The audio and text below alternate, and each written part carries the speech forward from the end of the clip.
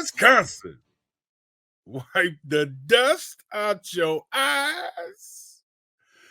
I feel bad for Motown. I sure feel bad for Motown. Oh my God. Hey Earl, how you feeling this morning? Wiping the tears out of my eyes. Hey, good morning and welcome to Under the Helmet with the Grave Digger on the Earl Ingram Show. Gilbert, the not just the fact that the Lions lost. The NFL needed that story.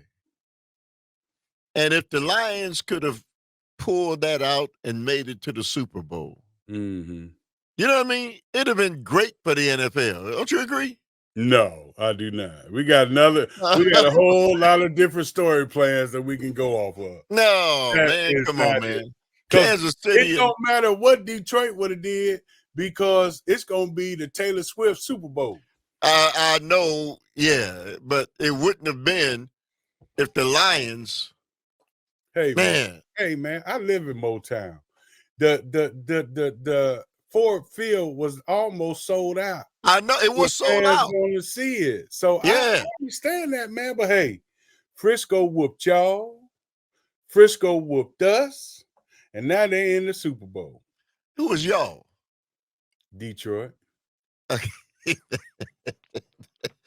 Green Bay. Hey, listen, man. Listen. 24-7. Now, you played a lot of football. Sure did. A lot of football. Sure did. 24-7 at halftime. Yeah. To overcome that, Gilbert. Y'all listen to this. While he talking this 24-7, he gonna text me during the game talking about he who?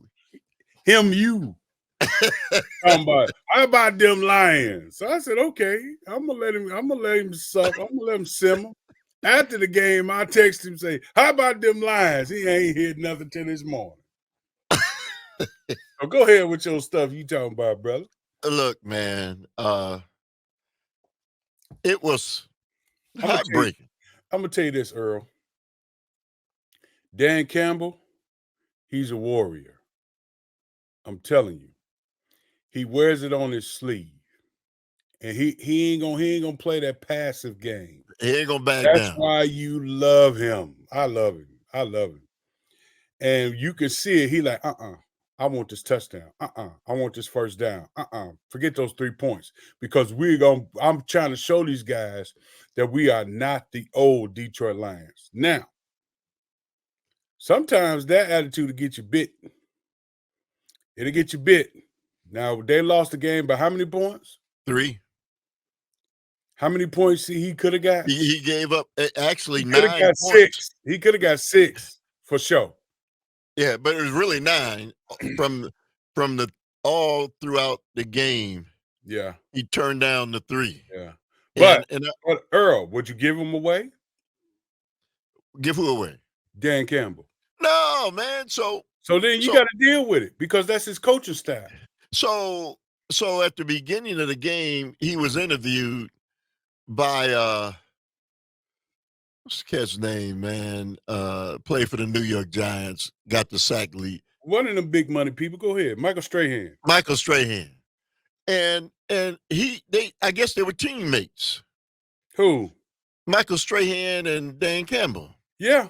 And he was talking with Dan Campbell. Dan Campbell played for Detroit too. Did you know that? Yeah, 3 years, the last 3 years. And so he said, why would you ask me a question like that, man?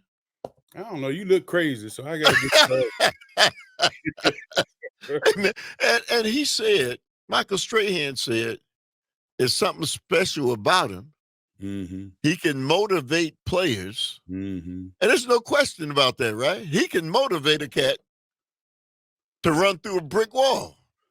Man, he like me when I be out there talking to those kids. I can make a rock move. I can make a rock move by itself. You see what I'm saying? That's how much motivation I got. I can make a rock move. So that's how he's doing it, man.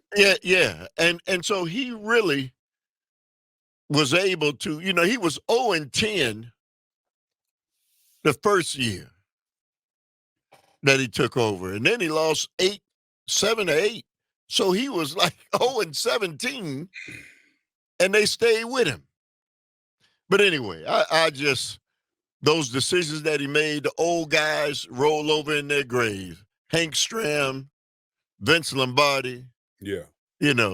John Madden. Yeah, they have a heart attack, but it's Yeah, a new take the coaching area. three. It's a new coaching area. I know. Take the three. He just took the three. They don't want to give it in. Then you playing soft, Earl. Hey, man. Everybody on that sideline would have said, let's go for it. There wouldn't have been a man over there saying, nah, let's just take the three. Everybody on that sideline would have said, let's go for it. One. Well, on that sideline, what would the Kansas City coach, what would he have done? 3. I know. hey, Andy Reid ain't playing that now. I'm gonna get to let me ask you, man. So the Packers. It's time to talk about the Green Bay Packers and the future of the Green Bay Packers. And if you had a chance, you see them now. You know what they are. Mm-hmm. Where do you begin, man? Where I don't think there's any soft spots. Well, the kicker, they went and got a kicker. Hey, after the season, they went and got a kicker.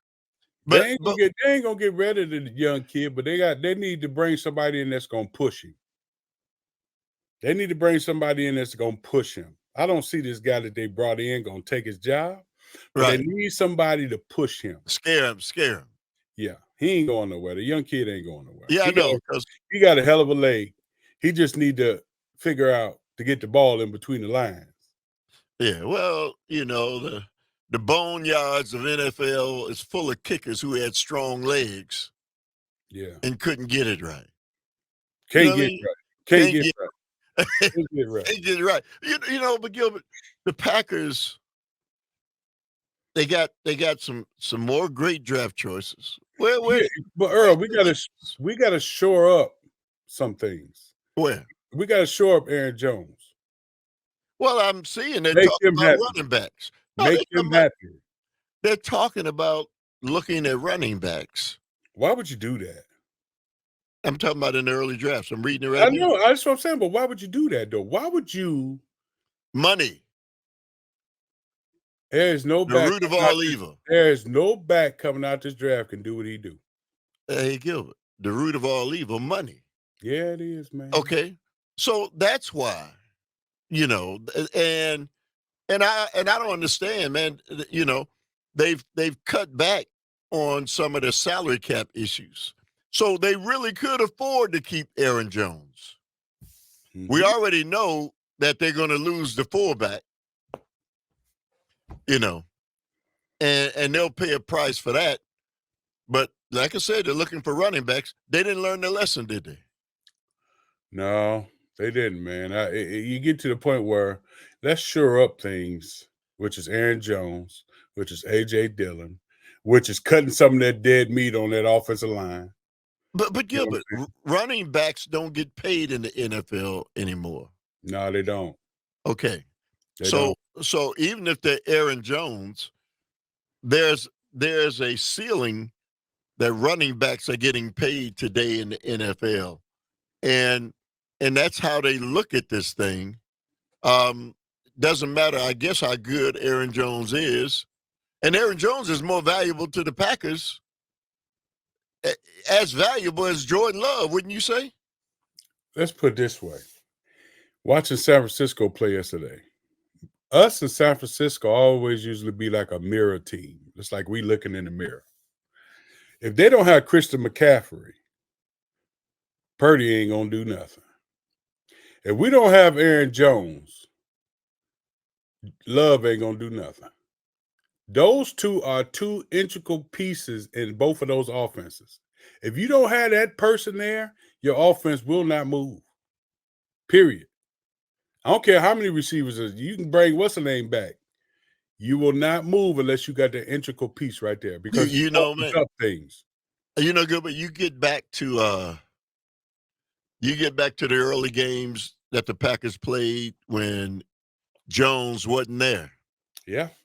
And the record was pitiful, right? You were struggling. That piece you need, man. And of course they searching for a new defensive coordinator too. They need that too. So, hey, man, Gutekunst's got his work cut out, but I would advise him to shore up what we need to shore up first. Well, here's a text that says you need a 1-2 punch at the running back position, and then he said Love is way better than Purdy.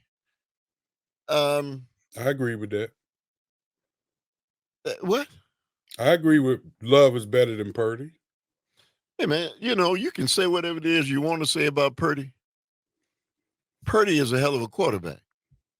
Man, come on, man.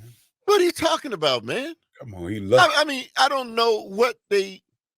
He's in the mold of every San Francisco quarterback. What's that good? Steve Young. What's that good? What's that good? Yeah, they good. Yeah. But he ain't in the mode of our quarterbacks. Great. Well, you got to understand. Oh, well, hey, he is. No, you talking about I just explained it to you. It's a mirror team. All their quarterbacks is great because of that offense. All our quarterbacks is great because of that offense. And we run the same offense. So you're talking about two teams that's almost the same. Yeah, well, man, I think just looking at Purdy the last 2 years, and he doesn't panic. He fits just what they do. He's a good quarterback. He's a real good quarterback. Yeah, he killed the Lions. He killed the Lions last night at the time when. Oh, yeah. Yeah, 844-967-2789. Under the helmet with the Gravedigger on the Earl Ingram Show. Detroit Blues. Yeah. Detroit Blues. Yeah, it's heartbreaking.